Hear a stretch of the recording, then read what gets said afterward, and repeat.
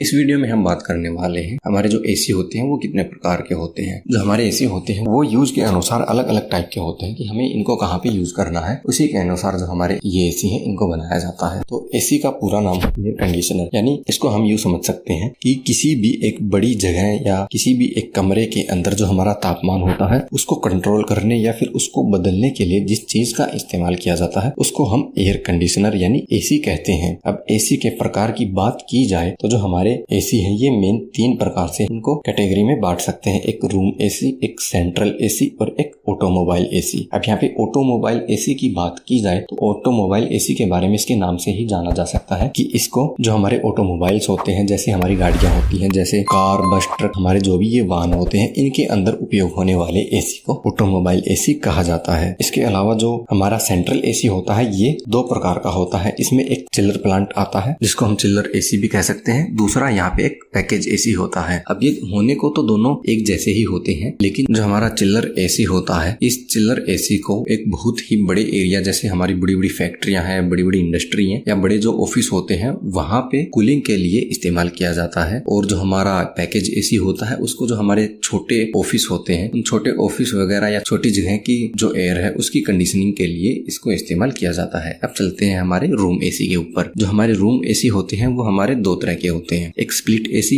एक window AC. अब split AC की बात की जाए तो आपने देखा होगा ये 2 भाग में होता है। एक इसकी इंडोर यूनिट होती है। इंडोर यूनिट एसी का वो भाग होता है जिसको कमरे के अंदर लगाया जाता है, इसीलिए इसको इंडोर यूनिट कहते हैं। और आउटडोर यूनिट की बात की जाए तो आउटडोर यूनिट वो होती है जो हमारे कमरे के बाहर लगती है, जो कि हमारे कमरे की हीट होती है उसको बाहर फेंकती है, उसे आउटडोर यूनिट कहते हैं। जबकि जो इंडोर यूनिट होती है वो हमारे कूलिंग को हमारे कमरे के अंदर फेंकती है। और विंडो एसी की बात की जाए तो विंडो एसी ये थोड़े छोटे प्रकार के होते हैं, ये 2 भाग में नहीं होते, ये एक ही भाग में होते हैं। इनका सामान्य उपयोग जहाँ पे जो छोटे ऑफिस या छोटा कमरा होता है वहां पे उपयोग किया जाता है, जहाँ पे हमारी जो एयर का सर्कुलेशन होता है वो अच्छा बना रहता है, यानी खिड़की दरवाजे हैं, वहां पे हम विंडो एसी का उपयोग करते हैं। अब विंडो एसी भी हमारे 3 प्रकार के होते हैं, एक समर एसी, एक विंटर एसी, एक एयर राउंड एसी। अब समर एसी की बात की जाए तो जी ये ऐसा एसी होता है जो सिर्फ ठंडी हवा ही हमें प्रोवाइड करवाता है, यानी हमारे कमरे को सिर्फ ठंडा करने का काम करता है। विंटर एसी की बात की जाए तो ये ऐसा एसी होता है जो हमारे कमरे को गर्म करने का काम करता है। इसको आप एक हीटर की तरह भी लगा सकते हैं कि ये एक तरह का हीटर होता है। जबकि जो एयर राउंड एसी होता है ये हमारा समर में भी काम करता है और विंटर में भी काम करता है, यानी ये हमारा कूलिंग का भी काम करता है और हीटिंग का भी काम करता है। इसमें बेसिकली एक वाल्व लगी रहती है। इस वाल्व को चेंज करने पे जो हमारा कंडेंसर और इवेपोरेटर के बीच का साइकिल होता है वो एकदम उल्टा हो जाता है। तो ऐसे में जो कंडेंसर है वो